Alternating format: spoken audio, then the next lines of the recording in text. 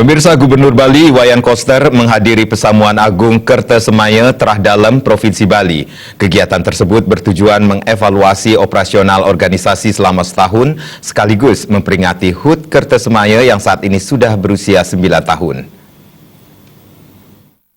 Pemekasnya Raya enggih galah sedekatur. Gubernur Bali Iwayan Koster menghadiri Pesamuan Agung Kertasemaya Terah Dalam Provinsi Bali yang juga diisi dengan sosialisasi buku Manca Agung Terah Dalam Sri Aji Tegal Besung. Kertasemaya Terah Dalam ini lahir 9 tahun lalu, tepatnya 11 November 2009. Kertasemaya Terah Dalam ini berperan sebagai wadah untuk berkumpul bagi terah dalam seluruh Bali. Tokoh sentral Kertasemaya ini adalah Ida Sri Bagawan Putra Tenawa Wangsa Pamayun. Beberapa program penting untuk dilaksanakan nantinya adalah mendukung program Gubernur dan Wakil Gubernur Bali. Gubernur Bali diharapkan melakukan upaya konkret untuk melestarikan sejarah Bali. Mereka juga mengharapkan pembangunan perpustakaan daerah yang menyediakan dokumentasi secara visual maupun tertulis. Perpustakaan daerah tersebut bisa diperbaharui dan mudah diakses oleh masyarakat Bali. Usulan lainnya dari Kertasemaya Terah Dalam adalah saat ini nama dalam Moturenggong hanya menjadi nama jalan yang tidak menjadi jalan protokol. Gubernur Bali Iwayan Koster menyatakan pesamuan ini diharapkan mampu memperkuat unsur-unsur Bali untuk membangun Bali ke depan. Pesamuan Kertasemaya Terah Dalam Bali yang saya kira sesuatu yang mesti membangun soliditas Kertasemaya ini memperkuat unsur-unsur masyarakat dan itu secara bersama-sama membangun Bali.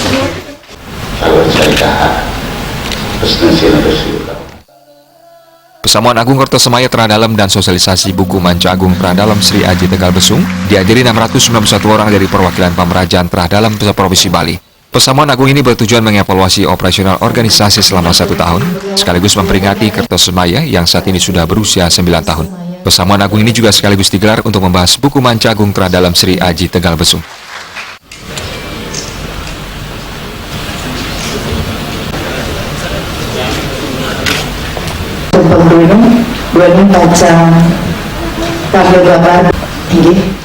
Agung Ria dan Artaya Bali TV.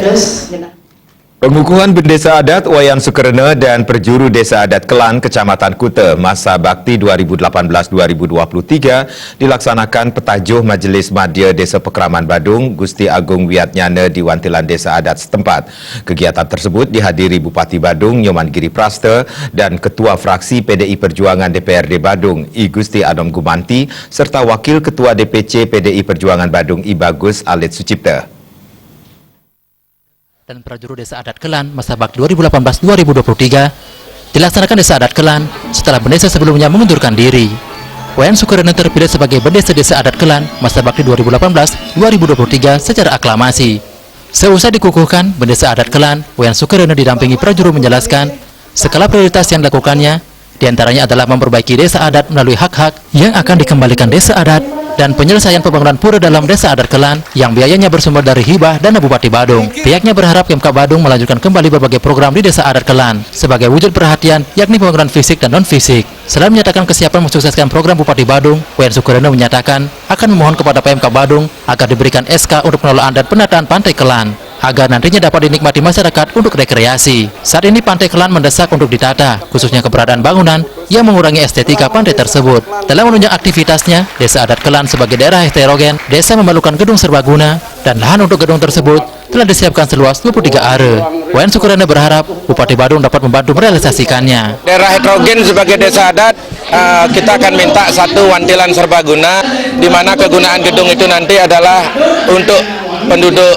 Muslim, penduduk Kristiani, dan warga Desa Adat juga bisa menggunakan gedung itu. Dan Desa Adat Kelan sudah menyiapkan lahannya, tinggal akan bersinergi dengan Bupati Badung untuk mewujudkannya sesegera mungkin.